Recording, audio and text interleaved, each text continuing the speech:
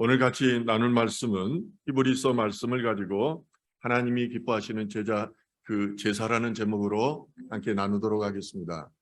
히브리서는 저자를 알지 못합니다. 바울이 저자라는 설도 있지만은 정확히는 히브리서를 누가 썼는지 하나님만이 아십니다. 그런데 히브리서의 수신자는 유대인 그리스도인이라는 데에 대해서는 학자들의 의문이 없습니다. 이들은 구약 성경에 대해서 잘 알고 있는 유대인의 개종자들이었습니다. 이들은 점차 자신들에 대한 로마의 핍박이 심해지자 믿음이 약해져서 배교하거나 또는 천사를 숭배하려는 일까지 그들 가운데 생겨나게 되었습니다. 이런 배경 속에서 히브리서는 뭐라고 말하냐면은 12장까지는 예수님의 복음만이 절대적인 진리라고 이렇게 강조를 합니다. 그리고 13장에 와서 이 저자가 말하고 싶어하는 것을 지금 이야기하는 것입니다. 그래서 이 히브리서를 가리켜서 사복음서 이외에 제5복음서라고 이렇게 불리는 것입니다. 오늘 본문은 히브리서의 결론 부분입니다. 결론은 늘 그렇잖아요. 저자가 가장 말하려고 하는 그런 내용을 다시 한번 반복해서 핵심만 담아서 말하게 되는 것입니다. 그런데 이 내용의 요지는 뭐냐면은 지금까지 기독교의 그런 진리와 권면의 말씀을 너희가 들었다면은, 그러면은 너희가 그렇게 해서 하나님 나라의 백성이 되었다면은 과연 너희는 어떤 삶을 살아야 될 것인가에 대해서 결론적으로 저자는 말하고 있는 것입니다. 기독교는 늘 말씀드리지만은 이성에 의한 지식에 의한 현학적인 그런 종교가 아닙니다. 기독교는 실천의 종교입니다. 그래서 기독교인들을 가리켜서 빛과 소금의 그런 그 비유에서 말씀하시는 것입니다. 빛을 알고 빛을 받았으면은 세상을 향해 빛을 발하라는 것입니다. 소금과도 같은 언약의 말씀을 받았으면은 말씀으로 세상이 부패하여지지 않도록 그렇게 너희가 지켜내라는 것입니다. 만약 기독교인들이 빛과 소금의 역할을 하지 못한다면은 그리스도인이라고 불리지 못할 뿐만 아니라 그리스도의 능력이 그의 삶 가운데 나타나지 않는 것입니다. 오늘 본문 1절은 이렇게 시작을 합니다. 형제 사랑하기를 계속하고, 지금처럼 그리스도 안에서 형제를 계속해서 사랑하라고 그렇게 말씀하고 있는 것입니다. 성도의 행동 규범은 지식에 근거하지 않고 사랑에 근거합니다. 오늘 본문 말씀에 들어가기 전에 히브리서 12장 28절은 이렇게 말합니다.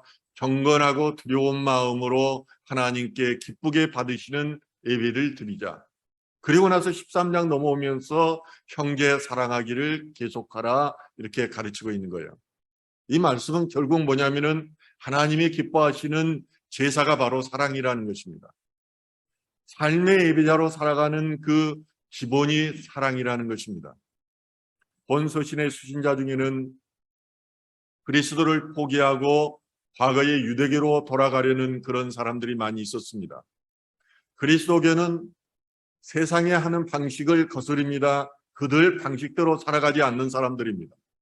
반면에 유대교는 그들의 방식에 순응하기 때문에 별로 핍박이 없었습니다. 이런 상황 속에서 그리스도의 사랑을 먼저 체험하고 하나님의 은혜를 체험한 성도들이 어떻게 해야 되겠습니까? 고난과 어려움 가운데서도 사랑으로 서로를 격려하고 믿음이 약한 자를 돌보아야 했을 것입니다. 히브리서 기자는 이 점을 강조하고 있습니다. 고난과 어려움 가운데서도 사랑으로 서로 격려하면서 그들을 이끌어 주라는 것입니다. 예수님께서는 율법의 강령이 사랑이라고 말씀하십니다. 예수님께서는 내 마음을 다하고 목숨을 다하고 뜻을 다하여 주 너의 하나님을 사랑하라고 하셨을 뿐만 아니라 내 이웃을 내 자신같이 사랑하라고 말씀하십니다. 이것이 강령이라는 것입니다. 강령은 정당이나 단체의 기본 입장이나 방침을 담은 것을 말합니다. 이 단체의 성격을 알고자 하면 강령을 보면 됩니다. 수사기관에서 반국가 단체인지 이적 단체인지 또는 조직 폭력 단체인지 여부를 보려면 제일 먼저 강령을 봅니다. 그런데 예수님께서는 사랑이 온 율법과 선지자의 강령이라고 말씀하고 있는 것입니다. 이 말씀은 기독교의 핵심이 사랑이라는 것입니다. 하나님의 본질이 사랑이라는 것입니다. 예수님이 십자가 위에서 율법을 완성하셨는데 그것이 바로 사랑으로 율법을 완성하신 것입니다. 너희가 사랑할 때 그리스도인이고 사랑할 때 율법이 너희 안에서 성취된다는 것입니다. 이 사랑이 있으면 전부입니다.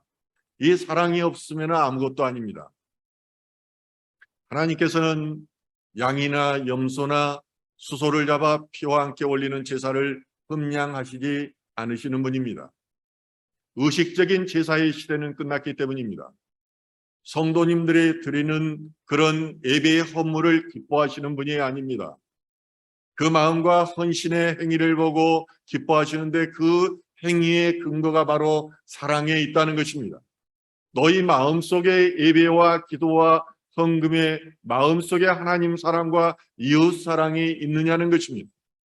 그러므로 우리는 사랑해야 합니다. 위로는 하나님을 사랑하고 옆으로는 이웃을 사랑해야 합니다. 예수님이 사랑하신 말씀하신 이 사랑은 세상 사람들의 사랑과는 의미가 다릅니다. 세상 사람들의 사랑은 환경이 변하고 상황이 변하고 입장이 변하면은 이 사랑의 마음도 변합니다. 그렇지만 예수님의 사랑은 하나님 사랑을 통한 이웃 사랑입니다. 하나님 사랑을 통하여 그 능력을 공급받아서 이웃 사랑을 실천하는 것입니다. 그래서 예수님께서는 먼저 내 마음과 목숨과 뜻을 다해서 하나님을 사랑하고 그리고 내 이웃을 사랑하는데 내 몸처럼 사랑하라고 너 자신처럼 사랑하라고 말씀하는 것입니다. 인간 안에 있는 가장 기본적인 속성 중에 하나가 이기심입니다. 그런데 이 이기심을 이타심으로 바꾸라는 것입니다. 오늘 젊은 세대들은 풍요로운 물질의 풍요 속에서 사상이나 이념 같은 데에 대해서 별로 관심을 가지지 않습니다.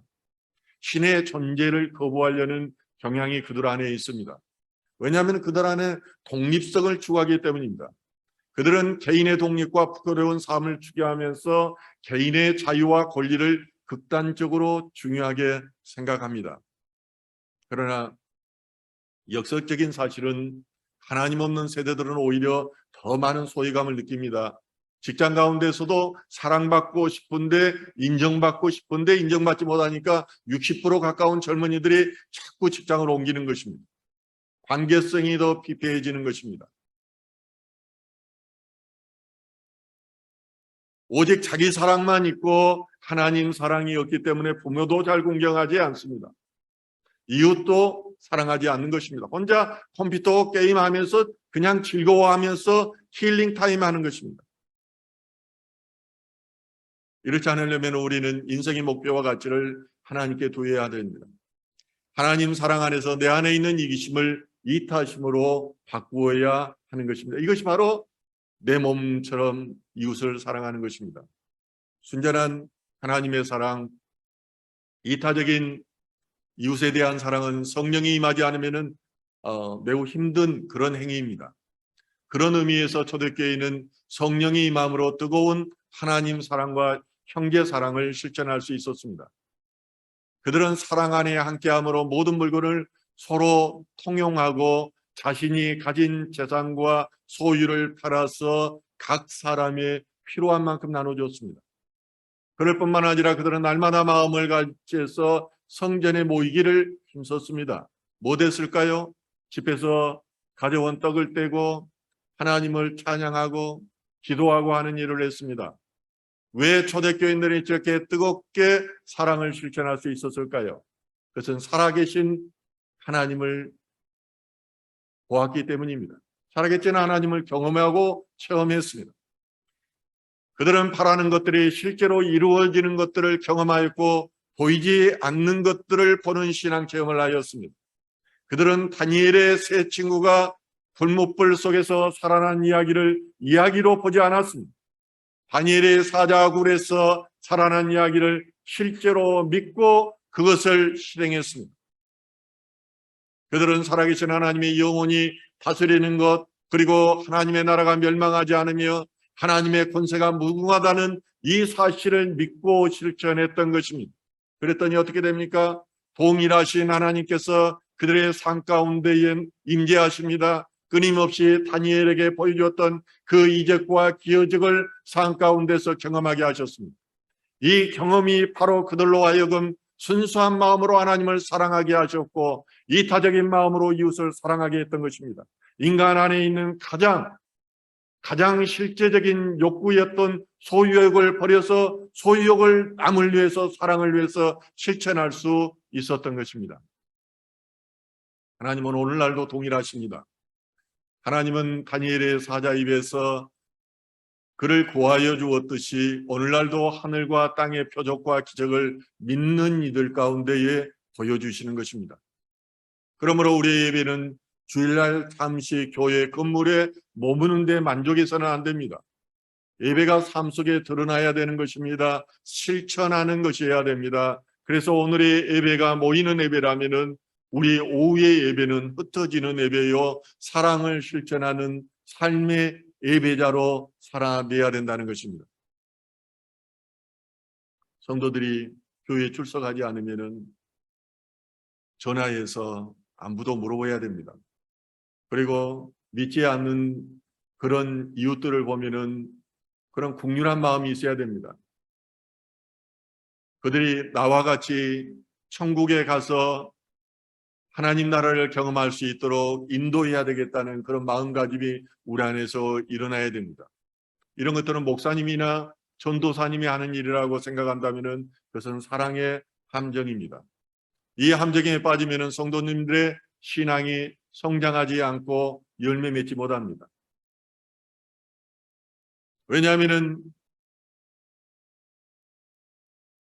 목회자가 자기가 생각하는 그런 사랑의 관점이 아닐 때에 그들은 실망하고 교회를 늘 떠나는 것입니다.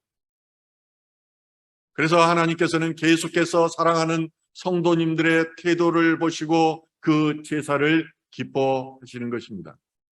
두 번째로 하나님께서 기뻐하시는 제사는 섬김이라고 그렇게 말합니다. 오늘 본문 2절은 이렇게 말합니다. 손님 대접하기를 잊지 말라. 이로써 부지 중에 천사들을 대접한 이들이 있었느니라. 당시에는 여행자들이 거처할 숙소가 많지 않았습니다. 있더라도 비위생적이고 숙박비가 매우 비쌌습니다. 특히 세상 핍박 속에서 돌아다니며 복음을 전하는 전도자들에게, 그리고 가난한 나그네들에게 있어서 숙박지를 찾기라는 것은 그렇게 어려운 문제였습니다. 이런 상황 속에서 이브리서 저자는 손님 대접하기를 힘쓰라고 권면합니다. 보통 세상 사람들은 섬기는 것보다 섬김받기를 좋아합니다. 또한 세상은 이것을 조장합니다. 심지어는 섬김을 받기 위해서 사람들은 출세하려고 합니다. 치열하게 위에 올라가려고 하는 것입니다. 그러나 예수님께서는 섬김을 받으러 온 것이 아니라 오히려 섬기려고 왔다고 말씀하십니다. 이 말은 그리스도인들에게 욕심이 있다면 주님과 이웃을 섬기고 싶은 욕심으로 가득해야 한다는 것을 우리에게 가르쳐주고 있습니다. 예수님 당시의 유대사회에서는 소예를 매우 중요시했습니다. 특히 이 중국처럼 체면을 중요시했습니다. 아버지는 아들에게 하늘 같은 존재였고 장남과 차남 사이에 있어서의 격차의 시 하늘과 땅 같은 것이었습니다. 공식적인 자리에서 어느 자리에 앉느냐 하는 문제는 그들에게 체면의 문제였고 목숨을 걸 정도로 중요한 문제였습니다. 그래서 사람들은 높은 자리를 차지하는 데 혈안이 되어 있었던 것입니다. 예수님이 그걸 보니까 참 한심스러운 것입니다. 심지어는 제자들마저도 길을 걸어가는 도중에 누가 제일 높은 사람인가 하는 문제를 가지고 서로 길거리에서 싸우고 있었어요. 예수님께서 마태복음 20장 26절에서 27절에 말씀하십니다. 너희 중에 누구든지 크고자 하는 자는 너희를 섬기는 자가 되고 너희 중에 누구든지 으뜸이 되고자 하는 자는 너희의 종이 되어야 하리라. 하나님의 아들인 예수마저도 섬기러 왔는데 너희들을 위해서 내 목숨을 바치러 왔는데 너희 가운데서 첫째가 되고자 하면은 나처럼 종이 되라고 말씀하는 것입니다. 예수님은 종의 자리까지 내려와 섬김으로 하나님께 영광을 올렸습니다. 그러자 하나님께서 어떻게 되십니까? 예수님께 영광을 올려드립니다. 하나님 나라의 왕권을 그에게 주신 것이에요. 여러분들이 섬김을 통해서 예수 그리스도와 형제되고 왕의 위치에 가게 되는 것입니다. 이것이 역설이 아니라 실제가 될 때 여러분은 진정한 섬김을 할 수 있습니다. 예수님께서는 자신이 보이신 모범을 예로 들어서 말씀하십니다. 너희가 진정으로 하나님 나라에서 왕이 되려거든 종이 되어 섬겨라. 교회는 세속적인 권력을 추구하거나 자랑하는 그런 단체가 아닙니다. 하나님의 영광을 위하고 하나님의 뜻을 이루는 사람들이 모인 곳이 교회입니다. 그러므로 교회 안에서 세상 권력을 자랑하고 돈을 자랑하고 섬김을 받으려고 하는 것은 우리의 스승 되신 예수 그리스도를 부끄럽게 하는 그런 행위입니다. 참으로 인격적이고 차원 높은 기독교를 천박한 종교로 만들어버리는 한심스러운 행위인 것입니다. 저는 목회를 하면서 가만히 봅니다. 섬김받기를 좋아하는 목회자도 있습니다. 섬김받기를 원하는 그런 장로들도 있습니다. 저는 아주 그분들 볼 때 굉장히 기분이 나빠요.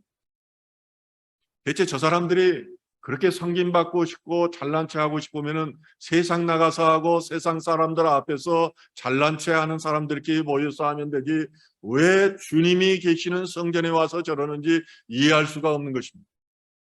그리스도인에게 소망이 있다면 그것은 주님과 이웃을 위해 헌신하고픈 소망이어야 합니다. 세상 사람들을 섬기는 삶이 자신에게 손실을 가져오는 어리석은 행위라고 생각하는 것으로부터 벗어나야 하는 것입니다. 그런데 우리가 섬기면은 더 우리가 기쁘고 섬기면은 행복합니다. 아프리카 선교를 다녀오면은 그것을 더욱이 느낍니다. 선교를 갔는데 내가 더 위로를 받고 와요. 내가 더 행복해지고 와요. 이처럼 섬김에는 영적인 기쁨이 솟아나는 것입니다. 하나님이 하늘나라에서 기뻐하시기 때문에 영적으로 내가 똑같은 기쁨하는 것이 나에게 나타나는 것이에요.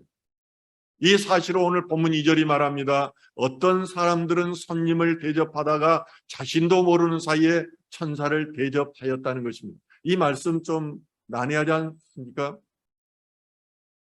창세기 19장으로 돌아가서 우리가 롯을 생각하면 이해가 됩니다. 롯이 천사로 가져간 두 나그네에게 환대를 베푸는 장면이 창세기에 나옵니다. 저녁 때가 되어서 두 천사가 이 소돔성에 이르렀는데 마침 성문에 앉아있던 롯이 그들을 보고 일어나서 그들을 영접하는 장면이 그들 앞에 나옵니다. 19장 2절에 보면은 이르되 내 주여 돌이켜 주의 집으로 들어와 발을 씻고 주무시고 일찍이 일어나 갈 길을 가소서. 그들이 이르되 아니라 우리가 거리에서 밤을 새우리라. 롯의 손님 대접하는 것을 한번 보십시오. 모르는 나그네에게 주라고 말합니다. 왕에게만 하는 주라고 말할 뿐만 아니라 그를 향해서 엎드려 절을 합니다. 체면 문화, 서열 문화가 있는 히브리 공동체 사회에서 이런 건 쉬운 일이 아닙니다. 그럴 뿐만 아니라 강권하여 집으로 초대하여 발을 씻기고 식탁을 베풀고 무교병을 구워서 대접합니다. 롯은 그들에게 바라고 대가를 받았던 것이 아닙니다. 나그네를 대접하라는 하나님의 말씀에 순종하였던 것입니다. 주님께 하들 그들을 섬겼던 것입니다. 그런데 결과는 어떻습니까? 소돔섬이 멸망한 가운데 롯의 가족들만이 구원을 받았습니다. 지금 성경이 말씀하려고 하는 것은 환대를 받는 사람보다 환대를 하는 사람이 종종 더 복을 받게 된다는 사실을 말하고 있는 것입니다. 저는 지난주에 홍조 목사님과 큐티를 나누는 가운데 귀한 간증을 들었습니다. 목사님께서 이태리에서 유학 생활을 할 때 베네수엘라에서 온 어떤 그 여성분이 있었다고 합니다. 이 여성분이 자신의 집으로 초대를 해서 그곳에를 갔는데 이 여성분은 귀족 공작과 결혼해가지고 아주 부유하게 살고 있는 그리스도인이었다고 합니다. 그런데 이분이 토스카나 지방의 성으로 이 홍 목사님을 초대해서 거대한 파티를 열어주고 또 차량이 없다고 그러니까 자기 고급 승용차를 내주면서 그들을 제공해 주면서까지 선대를 했다는 것입니다. 제 아내도 금년 초에 미국에 있는 아들 집에서 2달 동안 있다 왔습니다. 그런데 첫 주에 아들과 같이 교회를 출석했는데 처음 보는 분이 교회를 나오니까 그 장로님이 그러시면 오늘 우리 집에 가서 식사를 하시죠 하면서 집으로 초대를 했다고 그래요. 그래가지고 가서 보니까 얼마나 이 한 500평 되는 저택 안에 집도 좋을 뿐만 아니라 사람들도 아름답고 섬기는 모습이 아름다운지 행복했다는 말을 들었습니다. 그런데 또 이제 2달이 다 돼가지고 집에 돌아가겠다고 했더니 다른 장로님이 이번에는 자신의 집에 한번 오십시오 해가지고 또 장로님이 자신의 저택으로 초대해서 아주 융숭한 대접을 받았다는 그런 이야기를 제가 들었습니다. 미국 휴스턴에 있는 이 교회는 사랑이 넘치기로 유명한 교회입니다. 그래서 제가 아들에게 권해서 그 교회를 나가도록 권면한 것입니다. 이처럼 사랑이 있으면은 다른 나라에까지 소문이 나는 것입니다. 로마서 12장 13절은 이렇게 말합니다. 성도들이 쓸 것을 공급하며 손 대접하기를 힘쓰라.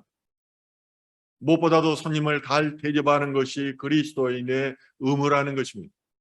교회는 다른 곳이 아닙니다. 교회의 사랑과 섬김이 없다면 교회가 세상과 다를 바가 별로 없습니다. 교회는 서로가 서로를 섬김으로 사랑이 넘쳐나야 합니다. 제가 평신도 생활할 때는 매주 한 번씩 성도들의 가정을 돌면서 예배를 드렸습니다. 그리고 거기에서 식사도 같이 했습니다. 자기 형편에 맞게끔 저희 집에 오면은 주로 국을 아내가 잘 끓여서 대접했는데 그 사람들은 그렇게 맛있었다고 말하는 것을 저는 보았습니다. 그래서 이 시간들, 사랑의 교제의 시간들이 늘 기다려졌던 것입니다. 그런데 오늘날은 어떤 일인지 손님을 초대하고 섬기는 일이 점점 사라져가고 있습니다. 섬김이 없으니까 관계도 서먹서먹해지는 것입니다. 주의를 안 알고 노타치 내 삶에 관여하지 마라, 알려고도 하지 말고 들어오지도 말라고 하는 것이 오늘날 교인들의 모습인 것입니다. 오늘 성경은 하나님께서 기뻐 받으시는 제사는 섬김에 있다고 가르치십니다. 우리는 서로가 섬김으로 주님의 사랑을 실천해야겠습니다. 아멘. 예. 아멘 소리가 없으니까 제가 힘이 안 나요. 들었는지 안 들었는지 반응이 있으면은 하나님께서 기뻐해요. 저 기뻐하는 것은 신경 쓰지 마십시오. 예. 세 번째는요. 하나님께서 기뻐하시는 제사는 갇힌 자, 학대받는 자를 생각하는 데 있다고 그렇게 말씀하십니다. 오늘 3절 한번 본문 3절 같이 한번 읽을까요? 너희도 함께 갇힌 것 같이 갇힌 자를 생각하고 너희도 몸을 가졌은즉 학대받는 자를 생각하라. 당시에 그리스도인들 중에는요 학대를 많이 받아서 감옥에 갇힌 이들이 많이 있었습니다. 왜요? 예수님 믿는다는 한 가지 이유 때문입니다. 그들은 세상의 죄를 지어서 갇힌 것이 아니라 세상의 죄를 지어서 학대받는 것이 아니라 그리스도인이라는 이유로 그렇게 당한 것입니다. 오늘날도 마찬가지입니다. 그렇게 하나님께서 디자인해 놓으셨어요. 이 하나님의 의도를 알면 우리가 기뻐하면서 고난받을 수 있고 기뻐하면서 학대받을 수 있는 것입니다. 악의 세력을 보면서 그 안에서 하나님께서 어떤 의도를 가지고 그것을 바라보고 있는지 자신의 영적인 눈으로 보게 되는 것입니다. 세상을 살다 보면 자신의 이익을 위해서라기보다 하나님의 공의를 위하고 다른 사람을 위해서 싸우다가 감옥에 간 사람들이 있습니다. 다른 사람처럼 예수를 모른다고 부인하면 편하는데 불의를 보고도 나의 일이 아니라고 고개를 돌려버리면 되는데 그렇지를 않은 것입니다. 우리나라는 시민혁명을 거치지 않는 나라입니다. 그럼에도 불구하고 우리가 이렇게 넓은 자유와 부를 누릴 수 있는 것은 자유와 정의를 위해서 목숨 바친 수많은 선진들이 있었기 때문입니다. 불교와 유교에 물들어서 가난하고 찌들었던 우리들이 이처럼 세계에서 10위 안에 드는 세계를 다녀보면 우리처럼 잘 사는 나라를 저는 많이 보지를 못합니다. 이런 것들은 전적으로 그리스도교가 이 안에 들어왔던 선진들의 피와 땀이 있었기 때문입니다. 지금도 북한에는 선교를 위해서 들어갔다가 감옥에 갇혀 있는 6명의 선교사들이 있습니다. 최근에 경찰에서 행안부 내에 경찰국 신설을 반대하다가 같은 경찰 조직으로부터 감찰을 당하고 학대받는 이들이 있습니다. 이 모든 이들이 갇힌 자들이고 학대받는 이들입니다. 그런데 성경은 이들을 생각하라고 말합니다. 어떤 상황 가운데서 모두가 순교할 수는 없습니다. 모두가 감옥에 갈 수는 없습니다. 그러나 대신 그들을 생각하며 그들을 위해 함께 기도하라는 것입니다. 사도 바울도 자신을 일컬어 갇힌 자라고 말합니다. 이는 바울이 육체적으로 로마 감옥에 갇혔을 뿐만 아니라 영적으로는 그리스도의 구원의 은총에 갇혔다는 이 이중적인 의미를 가지고 있습니다. 그리스도인은 예수 안에서 한 몸입니다. 이 말은 뭐냐면은 한 지체가 고통을 당하고 한 지체가 감옥에 가고 한 지체가 학대를 당한다면 그를 위해서 이 마음으로 같이 나누고 그를 위해서 기도해야 한다는 것입니다. 고통당하는 이들과 함께 하신 예수 안에서 이 고통을 함께 해야 합니다. 이러한 삶의 예배를 하나님께서는 기뻐 받으시는 것입니다. 먼저도 서두에서 말씀드렸듯이 히브리서는 유대인 그리스도인을 대상으로 쓴 서신서입니다. 히브리서를 읽다 보면은 창세기에 우리가 알지 못하는 하나님의 신비한 계획들, 이것을 알게 됩니다. 그런 의미에 있어서 영적으로 보면 히브리서는 신약의 창세기인 것입니다. 당시에 히브리서를 읽는 그런 독자들은 구약 성경에 대해서 잘 아는 사람이었습니다. 구약 성경에서 잘 안다는 것은 제사 제도에 대해서 누구보다 잘 안다는 것을 의미하기도 합니다. 그러므로 히브리서 저자는 독자들에게 하나님께서 기뻐하시는 제사의 근거를 구약의 제사와 신약의 제사를 견주어서 이렇게 변증하고 있습니다. 히브리서 13장 10절에서 11절은 이렇게 말하죠. 우리에게 제단이 있는데 장막에서 섬기는 자들은 그 제단에서 먹을 고난이 없나니 이는 죄를 위한 짐승의 피는 대제사장이 가지고 성소에 들어가고 그 육체는 영문 밖에서 불사름이라. 레위기의 제사 제도를 제대로 모르면 이 말을 이해하기 힘듭니다. 신약 시대의 대제사장으로 오신 예수 그리스도에 대한 이해가 없으면 이 말을 잘 이해하지 못하는 것입니다. 이제 히브리서 저자는 구약의 제사와 신약의 제사를 대조하고 말하겠는데 여기에 제단은 그리스도께서 못 박히신 십자가를 가리키고 있습니다. 이스라엘의 제사장들은 평소에는 제단에 바쳤던 고기를 먹을 수 있었지만은 1년에 한 번 대속죄일에 드리는 그 대속죄일의 제물은 제사장이 먹을 수가 없었습니다. 그러나 신약의 제사장인 우리는 십자가의 제물로 바쳐진 그리스도의 살과 피를 마실 권리를 합법적으로 인정받고 있습니다. 유대의 대제사장은 죄를 없애기 위한 제물을 예루살렘 성 밖으로 가서 제물을 잡아서 짐승의 피만을 가지고 성소에 가지고 들어갔습니다. 그리고 이것은 매년 드려졌던 것입니다. 반면에 그리스도는 대제사장입니다. 그는 택하신 하나님의 백성 우리를 위하여 스스로 제물이 되어 예루살렘 성 밖에서 죽게 되었습니다. 그리고 자신의 피를 단 한 번에 드림으로 매년 그런 제사의 자리로 나가는 것이 아니라 하늘의 지성소에 단번에 들어가게 되신 것입니다. 그러므로 우리도 그분이 치욕을, 우리의 죄를 위해서 치욕을 담당한 것처럼 그분의 치욕을 담당함으로 그분의 십자가를 같이 져야 한다는 것입니다. 그것은 다른 아닌 욕심과 이기심으로 가득 찬 내 자신을 부인하고 자기의 십자가를 지고 주님의 뒤를 따라가는 삶을 살아야 한다는 것입니다. 다시 말해서 구약의 의식적인 제사는 예수 대제사장으로 오신 예수로 인해서 완성되었기 때문에 예수님의 말씀을 실천함으로 삶의 예배자로 드리는 것이 하나님이 기뻐하시는 그런 의로운 정결한 그런 의사 제사법이라는 것입니다. 그러한 예배가 서로 사랑하는 것입니다. 그러한 예배가 바로 섬기는 것입니다. 그러한 예배가 갇힌 자, 학대받는 자를 생각하는 삶이어야 된다고 그렇게 말하고 있는 것입니다. 그리고 나서 다시 한번 수미상관법이라고 하는데 앞에서 강조한 것을 다시 한번 결말에 강조해주는 부분이 있습니다. 그것이 오늘 본문에 보면은 15장과 16장에 이렇게 나와 있습니다. 그러므로 우리는 예수로 말미암아 항상 찬송의 대사를 하나님께 드리자. 이는 그 이름을 증언하는 입술의 열매니라. 그리고 나서 강조하는데요. 오직 선을 행함과 서로 나누어 주기를 잊지 말라. 하나님은 이 같은 제사를 기뻐하시느니라. 자, 지금 말했던 세 가지의 제사법이 찬양의 제사라는 것입니다. 선을 행하고 나누어 주건 섬김, 이 같은 것을 하나님께서는 기뻐하시는 제사라는 것입니다. 사랑하는 성도 여러분, 우리는 하나님의 은혜를 입은 사람들입니다. 그렇다면 말로만 떠들다가 마음이 차가운 반이성적이요, 반지성적이요, 반그리스도적인 삶을 우리는 살아야 하겠느냐는 것입니다. 그리스도의 은혜를 알았으면 은혜의 강가로 나아가야 됩니다. 은혜의 보좌 앞으로 나아가야 합니다. 하나님의 놀라운 십자가야 사랑을 경험하였다면 그의 사랑을 본받았고 실천해야 됩니다. 그것이 오늘 말씀입니다.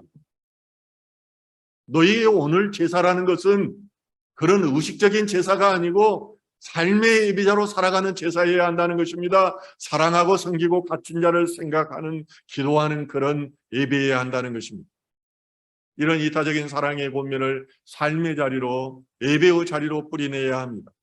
이래야 하나님의 나라를 매일 경험합니다. 우리 안에 죽어서 가는 천국이 아니라 우리 심령 가운데 하나님의 나라가 임하는 것을 매일 경험하게 되고 하나님께서 내 안에서 일하고 열매 맺는 것을 영적으로 깨닫게 되는 그런 축복이 성도님들 삶 가운데 있어지기를 주님의 이름으로 축원드립니다.